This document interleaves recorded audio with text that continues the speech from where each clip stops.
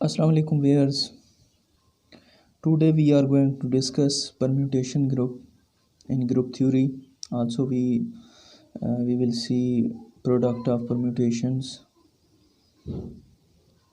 So first of all, I request you to subscribe my channel and also press bell icon so that you may get my all incoming new videos.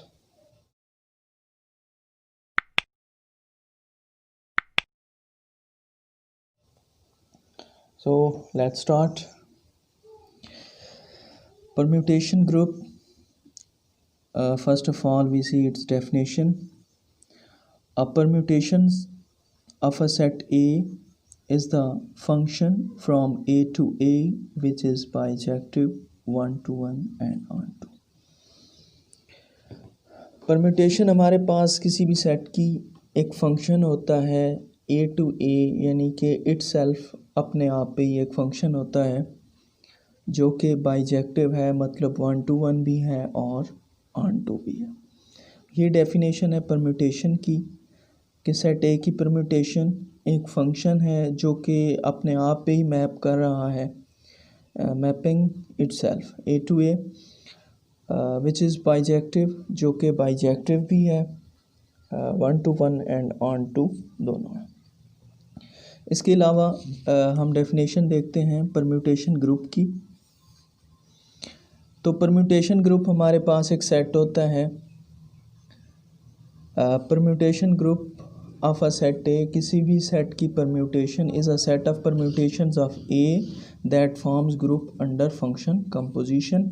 तो हमारे पास permutation group किसी भी set का एक set होता है permutations का, जो कि ग्रुप बनाता है अंडर फंक्शन कंपोजिशन के, एक ग्रुप बनाता है। तो ये हमने डेफिनेशन देख ली परम्यूटेशन की और परम्यूटेशन ग्रुप की। अब कुछ चीज़ें हैं जो हमें माइंड में रखनी है। सबसे पहले तो परम्यूटेशंस के लिए सेट जो है वो क्या होना चाहिए, set must be non empty. दूसरी बात, वैसे तो हम इन्फिनाइट के लिए भी परम्यूटेशंस कर सकते हैं, लेकिन यहाँ पे जो हम डिस्कस करने जा रहे हैं वो क्या होगा, set must be finite. Set क्या होना चाहिए, फिनाइट। जो हम यहाँ पे डिस्कस करेंगे वो हमारे पास सेट क्या होगा, फिनाइट भी होगा। और इसके अलावा जो है फॉर्म उसकी कौन सी होगी, set must be in following form. और वो फॉर्म कौन सी है,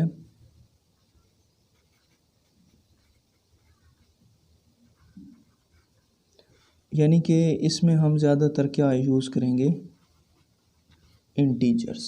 इसमें हम क्या यूज़ करेंगे, इंटीजर्स को इस्तेमाल करते हैं। जैसा कि किसी भी ग्रुप की अगर हम परम्यूटेशन देखते हैं, फ़र्ज़ करें हमारे पास कोई सेट है ए, हमारे पास कोई सेट है 1 2 3 4।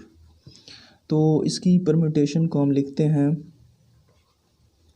Alpha 1 is equal to 2, alpha 2 is equal to 3, alpha 3 is equal to 4 and alpha 4 is equal to 1। ठीक है, ये एक किस्म की हमने परम्यूटेशन लिख दी है। यहाँ पे हमारे पास अल्फ़ा कोई हमारा फंक्शन है जो कि बाइजेक्टिव है, 1 2 पे मैप कर रहा है, 2 3 पे, 3 4 पे और 4 1 पे। अब अगर हम इसको ब्रैकेट की शक्ल में लिखना चाहें तो वो भी परम्यूटेशन ऐसे भी लिखी जा सकती है, 1 2 3 4 एंड 1 मैप करेगा 2 पे तो यहाँ पे 2 आएगा, 2 3 पे, 3 4 पे और 4 किस पे मैप कर रहा है, 1 पे। तो ये दोनों आपके पास फेसेस हैं, जिस तरह मर्ज़ी आप लिख सकें, लेकिन इसमें ज़्यादा कन्वीनियंट सेकंड होता है, उसे हम यूज़ करते हैं।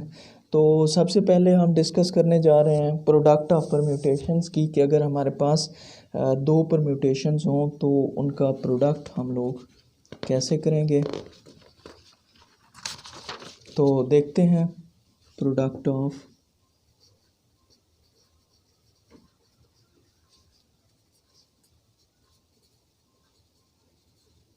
परम्यूटेशंस। तो सपोज करते हैं हमारे पास एक सेट एफ है परम्यूटेशंस का 1 2 3 4 एंड 2 3 4 1, और इसके अलावा हमारे पास एक सेट जी है जो कि है 1 2 3 4 और ये है 2 1 4 3। अब हम इनकी प्रोडक्ट लेंगे, तो प्रोडक्ट 1 2 3 4 वैसे लिखेंगे 2 3 4 1, एंड जी हमारे पास है 1 2 3 4 2 1 4 3। अब जो है यहाँ पे एक रूल को हमने फॉलो करना है। सबसे पहले जब भी हम प्रोडक्ट करेंगे तो इसमें जो है डोमेन इसकी क्या होगी, सेम होगी, ऊपर वाले फंक्शन सेम, तो आंसर में भी उसको सेम लिख देना है। अब हम देखेंगे कि 1 मैप कर रहा है 2 पे, फिर हम नेक्स्ट उसमें जाएंगे और देखेंगे कि 2 किसके ऊपर मैप कर रहा है। तो देखें 1 2 पे मैप कर रहा है, 2 किस पे मैप कर रहा है, 1 पे। तो यानी कि एक किस्म का ये यहाँ, और फिर हम इसे देखेंगे कि ये हमारे पास यहाँ पे आ रहा है, ठीक है। यानी कि 1 2 पे मैप कर रहा है, 2 किस पे मैप कर रहा है, 1 पे, तो यहाँ पे आंसर क्या होगा, 1 होगा। सिमिलरली 2 मैप कर रहा है 3 पे, और 3 यहाँ पे मैप कर रहा है 4 पे, तो यहाँ पे आंसर क्या होगा, 4 होगा। इसी तरह 3 मैप कर रहा है 4, और 4 किस पे है, 3 पे, तो यहाँ पे क्या आएगा, 3 आएगा। सिमिलरली 4 1 पे और 1 किस पे, 2 पे, तो ये इसका आंसर आ गया एफ जी का। ये इस तरह हम जो है इनकी प्रोडक्ट करते हैं। सिमिलरली अगर हम देखते हैं कि एफ जी की बजाय अब हम कर लें,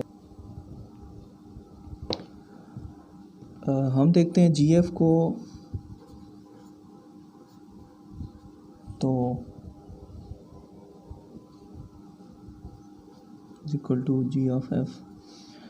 सबसे पहले जी लिखेंगे और वो हमारे पास है 1 2 3 4 2 1 4 3। सिमिलरली एफ जो है वो है 1 2 3 4 2 3 4 1।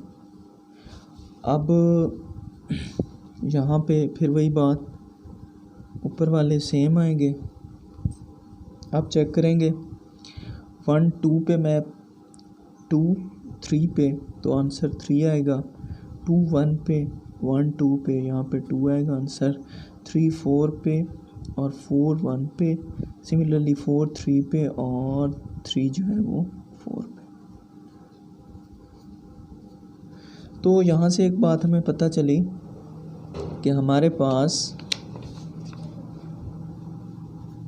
F of g is not equal to ji of f. ये दोनों इक्वल नहीं हैं, तो इसका मतलब है कि ये एक दूसरे के साथ कम्यूट नहीं करते।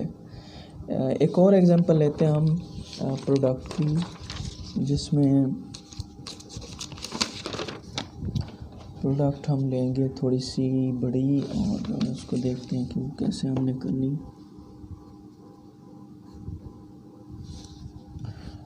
इसमें है हमारे पास, फ़र्ज़ करें कोई सेट एफ है 1 2 3 4 5 6 और 5 3 2 6 4 1। जी हमारे पास है 1 2 3 4 5 6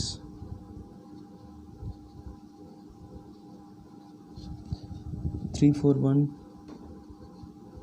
2 6 5। तो इनको ज़रा मल्टीप्लाई करते हैं हम लोग। तो बड़ा सिंपल सा ये पहले लिख लेंगे, ऐसे डायरेक्ट ही करने लगा हूँ। सबसे पहले देखिए 1 मैप कर रहा है 5 पे और 5 कर रहा है 6 पे, तो यहाँ पे क्या आएगा 6 आएगा। 2 3 पे मैप कर रहा है और 3 कर रहा है 1 पे, तो यहाँ पे 1 आएगा। 3 2 पे मैप कर रहा है और 2 मैप कर रहा है 4 पे, तो यहाँ पे 4 आएगा। इसी तरह 4 मैप कर रहा है 6 पे और 6 कर रहा है 5 पे, तो यहाँ पे क्या आएगा 5 आएगा। इसी तरह 5 4 पे और 4 2 पे 2 आएगा। सिमिलरली 6 1 पे और 1 3 पे, तो ये हमारा क्या आ गया, आंसर आ गया F और G का। इसी तरह यहाँ पे भी अगर आप G F निकालते हैं तो उसका क्या आंसर होगा, उसको भी हम देख लेते हैं। 1 2 3 4 5 6। अब यहाँ पे देखते हैं कि सबसे पहले G सेट हमने देखना है, फिर F देखना है। तो 1 मैप कर रहा है 3 को और 3 मैप कर रहा है यहाँ पे 2 पे, तो यहाँ पे क्या आएगा 2 आएगा। सिमिलरली 2 4 पे और 4 यहाँ पे 6 पे कर रहा है, तो यहाँ पे 6 आएगा। 3 मैप कर रहा है 1 पे और 1 कर रहा है 5 पे, तो यहाँ पे 5 आएगा। 4 कर रहा है 2 पे और 2 मैप कर रहा है 3 पे, तो यहाँ पे 3 आएगा। 5 6 पे मैप कर रहा है और 6 मैप कर रहा है 1 पे, तो यहाँ पे 1 आएगा। सिमिलरली 6 5 पे मैप कर रहा है और 5 4 पे मैप कर रहा है, तो यहाँ पे 4 आएगा। तो यहाँ से भी क्लियर है कि F of G is not equal to G of F। ठीक हो गया। तो यहाँ से जो है हम देखते हैं कि ये कम्यूट नहीं है, लेकिन किसी एक केस में कम्यूट भी होते हैं, वो इंशाल्लाह हम आगे चल के डिस्कस करेंगे। अब एक डेफिनेशन देख लेते हैं हमारे पास।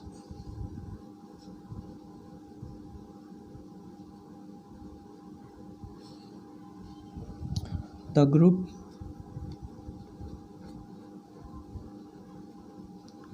SN is called symmetric group of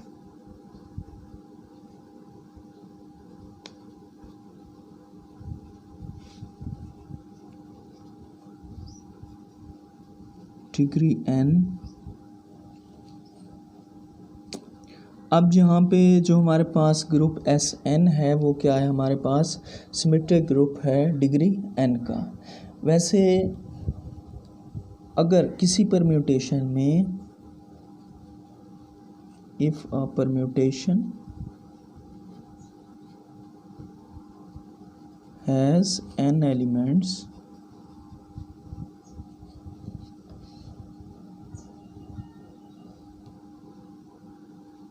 we write it as यानी कि हमारे पास अगर किसी परम्यूटेशन में n एलिमेंट्स हो तो उसे हमें SN से डिनोट करते हैं। और SN क्या है, हमारे पास एक सिमेट्रिक ग्रुप होता है जिसकी डिग्री कितनी है, 3 है। और इसी तरह अगर हम जो है SN की ऑर्डर की बात करें, order of SN is n factorial, इसका ऑर्डर कितना होगा, n फैक्टोरियल के इक्वल होगा। और अगर हम यहाँ पे एक एग्जांपल लेते हैं S3 की, सिमेट्रिक ग्रुप ऑफ ऑर्डर 6 है। और यहाँ पे देखें इसका ऑर्डर क्या होगा, order of S3 is 3 factorial, मतलब 6 होगा। एक सेट हम लेंगे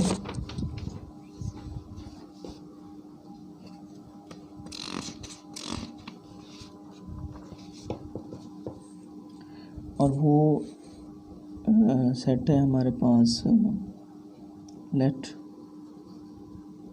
x इज इक्वल टू 1 2 3। अब इसमें 3 एलिमेंट्स हैं, ये सिमेट्रिक ग्रुप की मदद से हम इसे देखेंगे और इसकी परम्यूटेशंस बनाते हैं। सबसे पहली होती है आइडेंटिटी 1 2 3 1 2 3, फिर F1 1 2 3 2 3 1, सिमिलरली F2 इसमें हम लिखेंगे 1 2 3 3 2 1, F3 इसमें होगा हमारे पास 1 2 3 2 1 3, ओके। F3 में हमारे पास होगा 2 1 3, F4 1 2 3 और इसमें हमारे पास होगा 3 2 1, बल्कि 3 2 1 हम पहले कर चुके हैं, सॉरी ये 3 1 2 3 1 2 है और ये क्या होगा फिर 3 2 1 एंड लास्ट F5 ये हमारे पास होगा 1 2 3 1 3 2। देख लें इनमें से सारे ही एक दूसरे से डिफरेंट हैं। ये 2 3 1 है, 3 1 2 है, 2 1 3 है, 3 2 1 है और 1 3 2 है। तो ये हमारे पास 6 परम्यूटेशंस बन गई किसकी, x इज़ इक्वल टू 1 2 3 की एक आइडेंटिटी और 5 दूसरी हैं। अब ज़रा हम यहाँ से कुछ रिज़ल्ट डिड्यूस करने जा रहे हैं। सबसे पहले मैं F1 को मल्टीप्लाई करूँगा F3 से, तो बिल्कुल लिख लेंगे 1 2 3 2 3 1 एंड F3 है हमारे पास 1 2 3 2 1 3। तो प्रोडक्ट हमने अभी भी पढ़ी है, 1 2 3 वैसे आ जाएगा और यहाँ आपके पास देखिए 1 के नीचे 2 है, 2 के नीचे 1 है तो यहाँ पे 1 ही आएगा। सिमिलरली 2 मैप कर रहा है 3 पे और 3 3 पे है तो यहाँ पे 3 आएगा। 3 1 पे मैप कर रहा है 1 2 पे तो ये बन जाएगा। और ये चीज़ देखें ये कहाँ पे है 1 3 2, लेट्स ये यहाँ पे है 1 3 2, तो इसका मतलब है कि ये किसके बराबर है, F5 के बराबर है। तो हम लिख सकते हैं F1 of F3 is equal to F5। Clear हो गई बात। और इसी तरह जो है अगर हम F3 ऑफ F1 करते हैं तो ये F4 के बराबर आती है। और चूँकि वीडियो ज़्यादा लेंथी हो जाएगी इसलिए ये मैं आप लोग के लिए छोड़ रहा हूँ, ये चीज़ बन जाएगी। अच्छा यहाँ पे एक्सपोज करते हैं let F1 is equal to A, F2 is equal to B, ठीक है। तो ये हमने लेट कर लिया। अब हम इससे डिफरेंट जो है ना वो रिज़ल्ट डिड्यूस करेंगे और उनके बाद हम S3 का जो टेबल है वो लिखने की कोशिश करेंगे। तो सबसे पहले देखें F1 F3 हमने पहले किया और ये बराबर आया किसके, F5 के। मतलब क्या है कि ए बी ए बी नहीं आएगा, ये F3 A B is equal to F5, ठीक है। ये एक हमारे पास रिज़ल्ट आ गया। सिमिलरली अगर F1 अगर F1 को F1 से मल्टीप्लाई किया जाए तो ये इक्वल है F2 के। ये भी आप चेक कर सकते हैं और इसे हम लिख सकते हैं ए स्क्वायर, क्योंकि ये ए के बराबर है और ये भी ए के बराबर है। तो a square is equal to F2, ये एक रिज़ल्ट आ गया हमारे पास। इसके अलावा अगर हम देखते हैं कि हमारे पास F3 ऑफ F1 जो हमने ऊपर किया, ये किसके बराबर था, F4 के। और देखें F3 को हमने B की इक्वल लेट किया है और F1 को लेट किया है A की इक्वल, तो BA is equal to F4, एक रिज़ल्ट हमारे पास ये भी आ गया। अब यही रिज़ल्ट्स हमारे पास रहेंगे और हम आगे इसका टेबल बनाने की कोशिश करते हैं। मल्टीप्लिकेशन टेबल है किसका, S3 का, जिसमें हमने 6 एलिमेंट देखे थे। तो अब हम इसे मल्टीप्लाई करेंगे, आइडेंटिटी को जिससे भी मल्टीप्लाई करेंगे उसके ऊपर कोई फ़र्क नहीं पड़ेगा। ये identity A square B AB and A square B, कोई फ़र्क नहीं पड़ेगा। अब देखें A को आइडेंटिटी से मल्टीप्लाई किया A आएगा, A को A से मल्टीप्लाई करेंगे A स्क्वायर बनेगा, A को A स्क्वायर से मल्टीप्लाई करेंगे तो ये A क्यूब बन जाएगा और A क्यूब हमारे पास आइडेंटिटी के बराबर है। यहाँ पे दो एक सपोजिशन जो है हम कर लेते हैं, और ये सपोजिशन भी नहीं है बल्कि इसको हम प्रूफ भी कर सकते हैं। जैसा कि आपको पता है हमने लेट किया था F1 जो है वो A के बराबर है, तो F1 को F1 से मल्टीप्लाई करेंगे तो वो A स्क्वायर बनेगा, और जब आप F1 ये A क्यूब बनेगा, और ये चीज़ किसके बराबर आती है, आइडेंटिटी के बराबर आती है। ये आप मल्टीप्लिकेशन से प्रूव कर सकते हैं। सिमिलरली एक और चीज़ भी है कि F3 of FF3 is equal to identity. कहने का मतलब है कि जो B स्क्वायर है वो भी किसके बराबर है, आइडेंटिटी के इक्वल है। तो यहाँ पे A को एक स्क्वायर से मल्टीप्लाई किया, क्यूब बना, वो आइडेंटिटी के बराबर है। A को B से मल्टीप्लाई किया, AB बनेगा। A को AB के साथ मल्टीप्लाई करेंगे तो ये बनेगा A स्क्वायर B, और A को A स्क्वायर B के साथ मल्टीप्लाई करेंगे तो ये बनेगा A cube B which is equal to B। Clear. अब इसके बाद जो है हम A स्क्वायर को मल्टीप्लाई करने जा रहे हैं, तो A स्क्वायर को I से मल्टीप्लाई करेंगे तो ये A स्क्वायर बनेगा। A स्क्वायर को A के साथ मल्टीप्लाई किया, ये बनेगा A cube which is equal to identity A4 बनेगा। इसको हम लिखेंगे A cube into A which is equal to A, क्योंकि हमें पता है A क्यूब जो है वो आइडेंटिटी के बराबर है। सिमिलरली A स्क्वायर B वैसे ही लिख देंगे। अब है A स्क्वायर इंटू AB, तो ये भी हमारे पास क्या होगा, ये बन जाएगा हमारे पास A cube B which is equal to B, क्योंकि हमें पता है A क्यूब जो है वो आइडेंटिटी के बराबर है। सिमिलरली ये बनेगा A4B, तो ये भी A3 और A4 को हम जो है वो तोड़ेंगे A3 और A1 में, A3 आइडेंटिटी के बराबर, तो ये क्या आ जाएगा, AB आ जाएगा।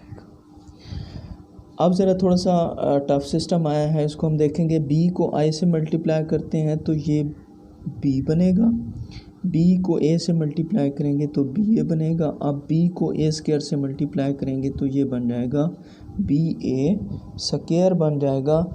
अब इसको हमने चेक करना है कि BA स्क्वायर का फर्दर हम लोग क्या कर सकते हैं। तो यहाँ पे आप लोग देखिए, इसको मैं थोड़ा सा हल भी कर लेता हूँ। ये बन रहा है हमारे पास BA स्क्वायर, तो इसको हम लिख सकते हैं BA इंटू A, और हमें पता है कि BA बराबर है A स्क्वायर B के, और फिर हमें पता है कि फिर BA की वैल्यू रिप्लेस करेंगे जो पहले हमने किया है, A स्क्वायर BA की जगह आ जाएगा A स्क्वायर B, और ये इक्वल हो जाएगा A4B के, और वो इक्वल है AB के, क्योंकि हमें पता है A क्यूब जो है वो किसके बराबर है, आइडेंटिटी के बराबर है। तो इसका आंसर क्या आ जाएगा, इधर AB आ जाएगा। अब सिमिलरली बी को बी के साथ मल्टीप्लाई करेंगे, बी स्क्वायर आएगा विच इज़ इक्वल टू आई, और बी को ए बी से मल्टीप्लाई करेंगे तो ये बन जाएगा बी ए बी। अब बी हमारे पास बराबर है ए स्क्वायर बी के और साथ में आ जाएगा बी, तो ये बन जाएगा ए स्क्वायर बी स्क्वायर। हमें पता है कि बी स्क्वायर जो है वो आइडेंटिटी के बराबर है, तो ये क्या आ जाएगा ए स्क्वायर, तो यहाँ पे क्या आएगा A square. Similarly B A square B A square B, तो इसको भी हम जो है हल करते हैं। B A square B is equal to, ये बन जाएगा, इसको तोड़ेंगे ए को, बी ए बी, और हमें पता है कि ये चीज़ बराबर है ए स्क्वायर बी के, ये वाली, साथ में ए बी आ जाएगा। अब दरमियान में देखें फिर भी ये बन गया है, तो इसको हम क्या करेंगे, फिर ए स्क्वायर बी लिखेंगे, ए स्क्वायर बी, और एक एंड पे बी है, तो ये बन जाएगा ए की 4 बी की 2, तो ये ए क्यूब जो है 1 के बराबर है, तो ए बच जाएगा, बी स्क्वायर आइडेंटिटी के बराबर है, तो ये यहाँ पे क्या आ जाएगा ए आ जाएगा। ठीक हो गया। सिमिलरली इससे आगे आप लोग ख़ुद भी कर सकते हैं, मैं जस्ट टेबल राइट कर देता हूँ आपको, ए बी, और यहाँ पे आएगा B A square B A I A square, और लास्ट वाला ये वैसे आ जाएगा, इसको इससे मल्टीप्लाई करेंगे तो ये बन जाएगा A 4 B which is equal to A B, इसको मल्टीप्लाई करेंगे तो ये बन जाएगा ए 4 बी ए 6 बी ए, तो ये बन जाएगा ए स्क्वायर, सॉरी ये बराबर होगा बी के, ये ए स्क्वायर, ये ए और ये आइडेंटिटी। तो ये हमारे पास क्या था, मल्टीप्लिकेशन टेबल था S3 का, मल्टीप्लिकेशन टेबल ऑफ S3।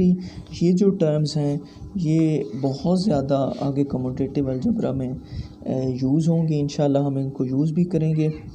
तो वीडियो काफ़ी लेंथी हो गई है, मैं इसको यहीं पे स्टॉप करूँगा, और इंशाल्लाह परम्यूटेशन के ऊपर एक और लेक्चर भी होगा जिसमें हम साइक्लिक परम्यूटेशन पढ़ेंगे, ट्रांसपोजिशन पढ़ेंगे, ऑर्डर ऑफ साइक्लिक ग्रुप, और साइक्लिक परम्यूटेशंस वो पढ़ेंगे।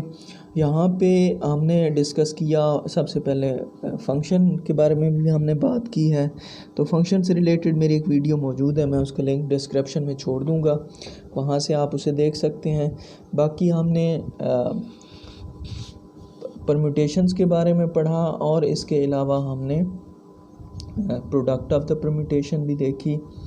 तो इंशाल्लाह मिलते हैं नेक्स्ट वीडियो में, और जिसमें हम परम्यूटेशन को लेंगे और उसको इंशाल्लाह एंड करेंगे।